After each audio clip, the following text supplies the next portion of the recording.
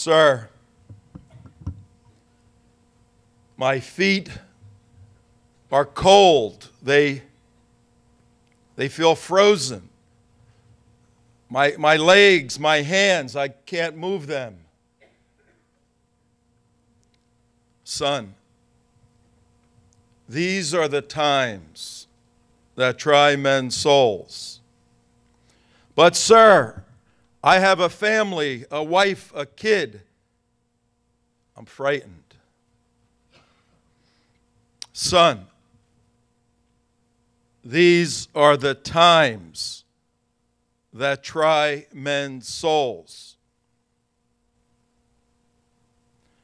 Thomas, this may be the end.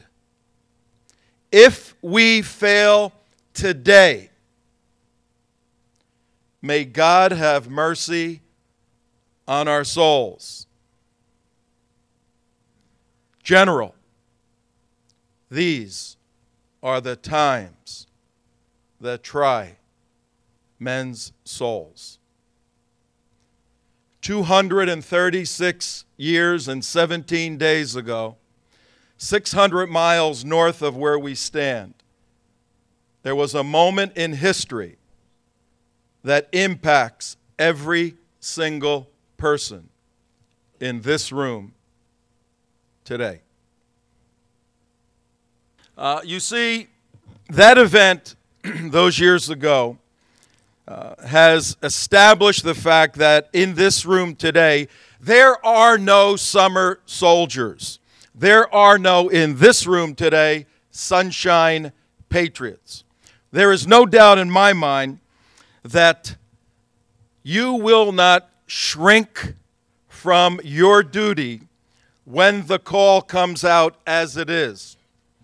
There is no doubt in my mind that you will not rise to the occasion. Thus, every man and woman thanking you for your work.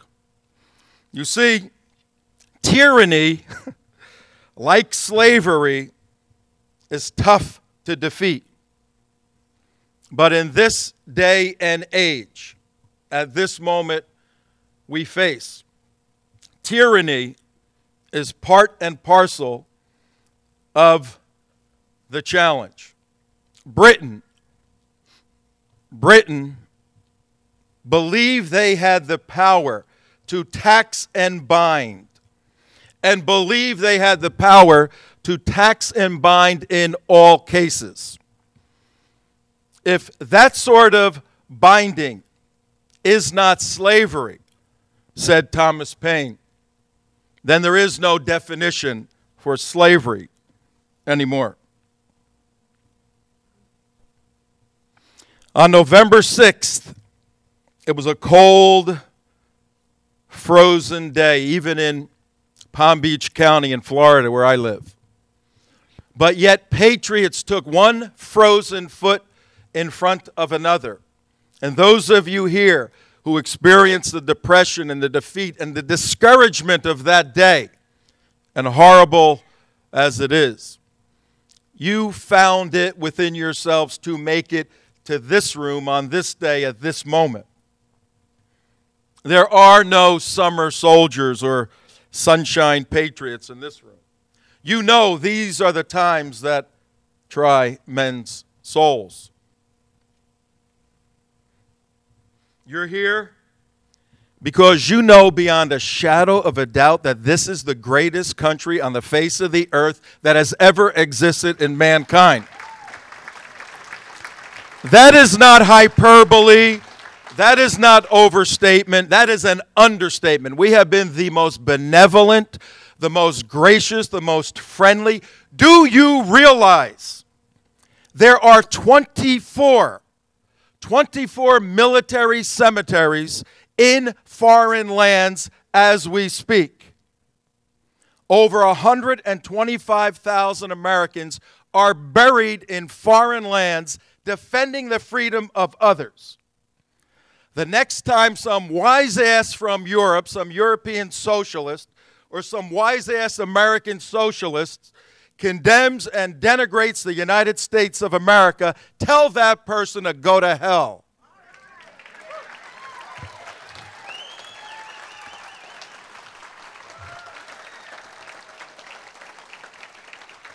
You see, it is hell that those 125,000 people went through to provide their freedom to say those sort of things today. And guess what? On every one of those graves is a cross or a Star of David. Let the Hessians of 1600 Pennsylvania Avenue, let the Redcoats of Capitol Hill, let the Tories capitulate and appease the monarch. But you, this band of brothers, this band of sisters, take up your arms of intelligence, your arms of wit, of might. Come to the battlefield. You are indeed a band of brothers standing on principle. And the principle that you stand on primarily and necessarily is very simple. That providence, just as our brothers and sisters 236 years ago knew, providence is on our side. Providence today is on our side, as clear as can be. You see, there's more principles too. Back then, 236 years ago, there was no United States Constitution. There was just a declaration. And a declaration that most people did not understand, but they stood on those banks with frozen feet. They stood there frightened of the special forces, Britain's special forces, Hessian German soldiers, young kids, 18, 19, with children at home, and rags wrapped around their feet, and guns that were inferior. But they knew in that declaration that there was sentence number 2. We hold these truths to be self-evident, that all men are created equal, and that they are endowed by their Creator with certain unalienable rights. And among these, and these are not light words, among these are life, liberty, and the pursuit of happiness, and they went, some of them, to their death on that day for those words. Yet today we stand on the other side of that history, seeing 225 years of a document forged in the annals of blood and sweat and tears. And we see the validity compared to the other 193 countries in the world that this document indeed reigns supreme. But there's a malaise going around the United States. There's a defeatist attitude. There's a turn back to provision and protection of the monarchy, and a running away from the independent, vital spirit of individualism. There's a return to the protection of the monarchy. And let me tell you, this monarchy, with all its czars and all its leaders and all its brilliant people, is more deadly, more duplicitous, more dangerous than any challenge this country has faced in 236 years.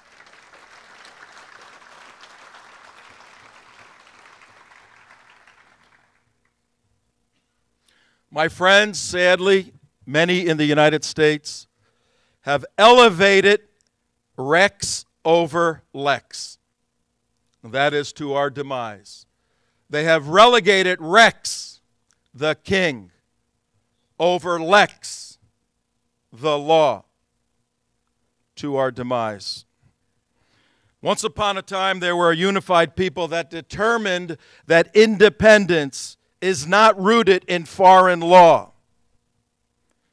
Make no mistake, this monarchy has an epistemological understanding of American jurisprudence that is antithetical to the 56 men who signed that document and gave their lives, their fortune, and their sacred honor. We have a clash of understanding the nature of America. Today, those who live to see us die are inside the wire. And they will use not muskets, not cannons, not swords. They will use our own laws, our own fear, our own failure against us to destroy the vital understanding of the essence that occurred 236 years ago, 17 days today, 600 miles from here. As if things couldn't get worse, this monarchy has joined with a partner arising out of the deepest pits of hell in an effort to change America as we know her.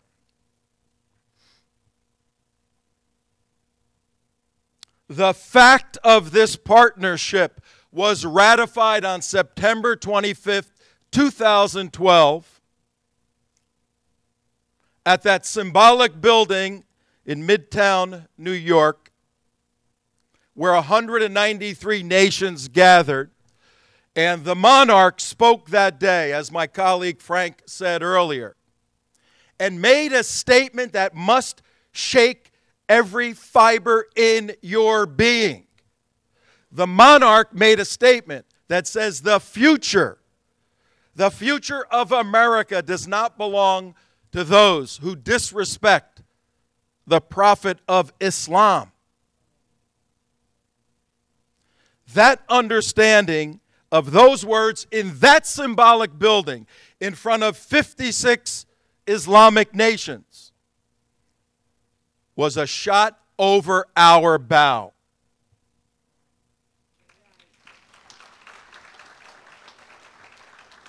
The dogs of foreign law have been unleashed, folks. They have been unleashed.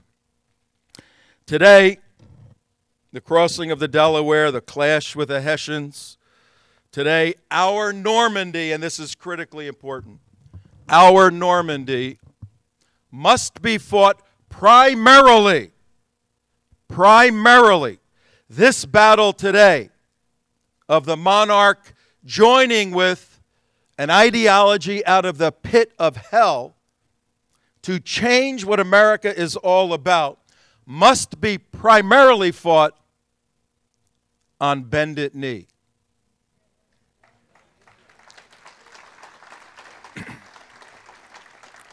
You see, it's when the knee is bended that the warrior has the right perspective of what the value and battle is all about. It's on bended knee that the process of repentance begins its good work in that individual. It is upon bended knee that the infusion of a supernatural capability to rise above and beyond what you could imagine occurs and makes you unstoppable fighting for the truth.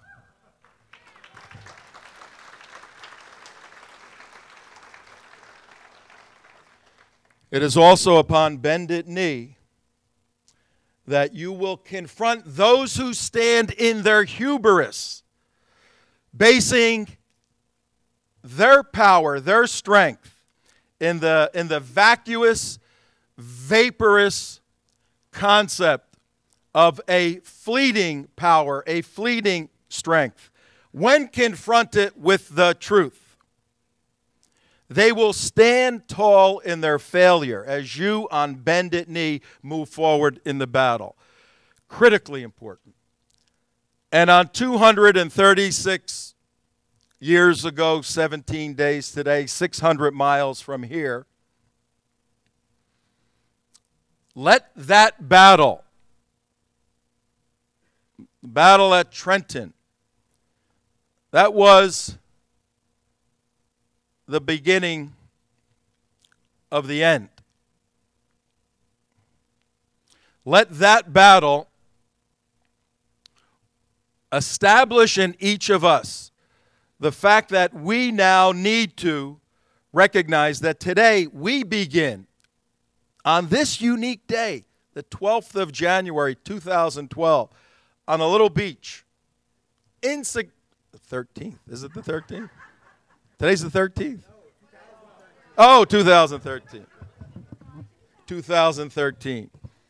I call it 213 on my radio show. That zero gets in the way. In a little insignificant town of Myrtle Beach, 25,000 people. I mean, what's Myrtle Beach, right? Let this day, this is the first Tea Party, organized Tea Party effort that I know of in the United States that's confronting these issues in this manner. Let Trenton, New Jersey, I'm a Jersey guy. Any other Jersey people in here? All right, all right. Let that little deal at Trenton, where Thomas Paine fired up the troops with the American Crisis, and you want something to do, go home today and read The American Crisis, December 23rd, 1776. It will change your life, as it changed the lives of those warriors, those kids, 2,000 of them. Most of them were militia, which means the farmers and stock boys and doctors, and they were given a musket that maybe worked or maybe it didn't. And they had one last chance or the war would be over. The British had beat them in New York, pushed them to New Jersey, out to Philadelphia, and they had to cross that Delaware. And they did it on a night when the Germans maybe would be drinking a little bit, celebrating Christmas, but you fight wisely when you fight.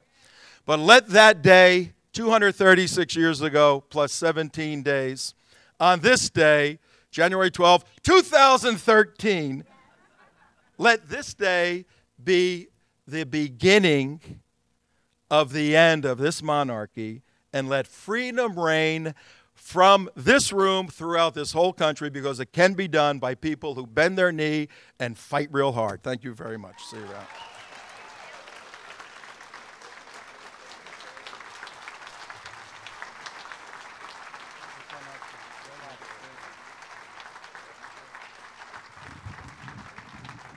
I'm going to sign this John Hancock.